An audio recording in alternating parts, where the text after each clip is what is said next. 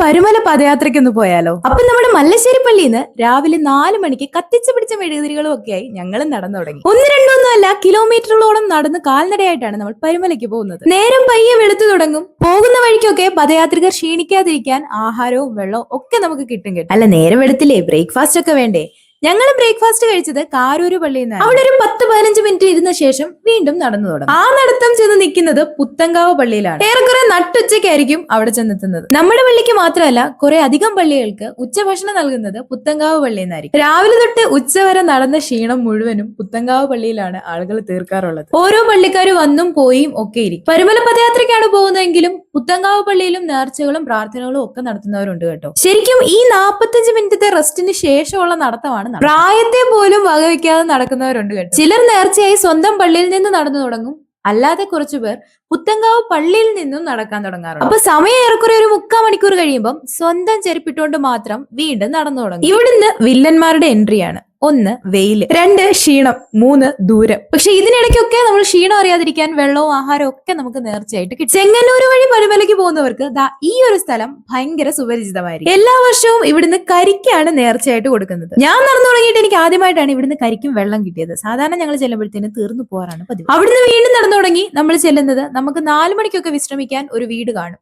ആ വീട്ടിലേക്കാണ്. അപ്പോഴേക്കും കാലിന്റെ കാര്യത്തിൽ ഒരു തീരുമാനമാവും. ഇനി റോള് മുഴുവനും ഈ കാണുന്ന ഐറ്റത്തിന്. ഒരു 3 മണി 4 മണിക്ക് ശേഷമുള്ള നടത്തത്തിൽ കാലുണ്ടോ എന്ന് തന്നെ സംശയമാകും. അത്രയും വേദനയായിരിക്കും. അങ്ങനെ നമ്മുടെ 3ാമത്തെ വിശ്രമ സ്ഥലവും കഴിഞ്ഞിട്ട് വീണ്ടും നടന്നു തുടങ്ങും. ഈ ഭാഗങ്ങളിൽ നമുക്ക് ഏറ്റവും കൂടുതൽ കിട്ടുന്നത് ഐസ്ക്രീമും തണുപ്പുള്ള സാധനങ്ങളും ആയിരിക്കും. കാരണം അത്രയ്ക്ക് വെയിലായിരിക്കും. ഇനി അങ്ങോട്ട് ബാൻഡേജും വോളിനിയും ഒക്കെ ഉപയോഗിച്ചും കാലിലെ ചെരുപ്പൂരിയും ആൾക്കാർ നടക്കാൻ തുടങ്ങും. വേറെ ഒന്നും കൊണ്ടല്ല, കാലുവേദന കൊണ്ടാണ് കേട്ടോ.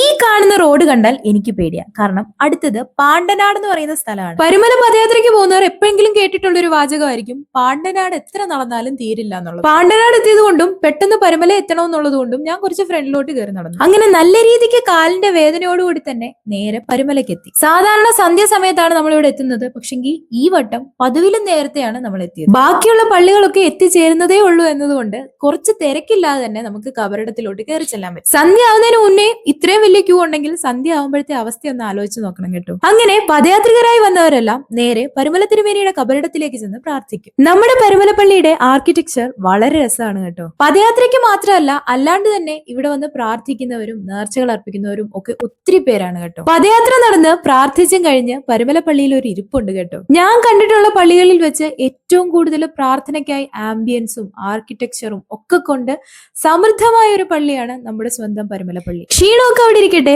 ബസ്സിൽ കയറുന്നതിന് മുമ്പേ ഇവിടെയും കുറച്ച് സാധനങ്ങളും കാര്യങ്ങളും ഒക്കെ വാങ്ങാൻ ആൾക്കാരുണ്ടാവും. പകുതിക്ക് വെച്ച് എനിക്ക് നമ്മുടെ ജിവിനെ കൂട്ടിന് കിട്ടിയായിരുന്നു കേട്ടോ. അങ്ങനെ ഒരു വർഷത്തെയും കൂടെ പരുമല പദയാത്ര കഴിഞ്ഞ് നേർച്ചകളും കാഴ്ചകളും ഒക്കെ കഴിച്ച് നേരെ നമ്മൾ വീട്ടിലേക്ക് പോകും. അപ്പോഴേക്കും സന്ധ്യയാവും. ഏറെക്കുറെ പള്ളികളൊക്കെ വന്ന് തുടങ്ങുന്നതേ ഉള്ളായിരിക്കും. ഞങ്ങൾ കുറച്ച് നേരത്തെ ആക്കി ഈ വട്ടം, അത്രേ ഉള്ളൂ. അങ്ങനെ ഞങ്ങൾ പള്ളിയിൽ തിരിച്ചെത്തി. നന്ദി, വീണ്ടും വരിക.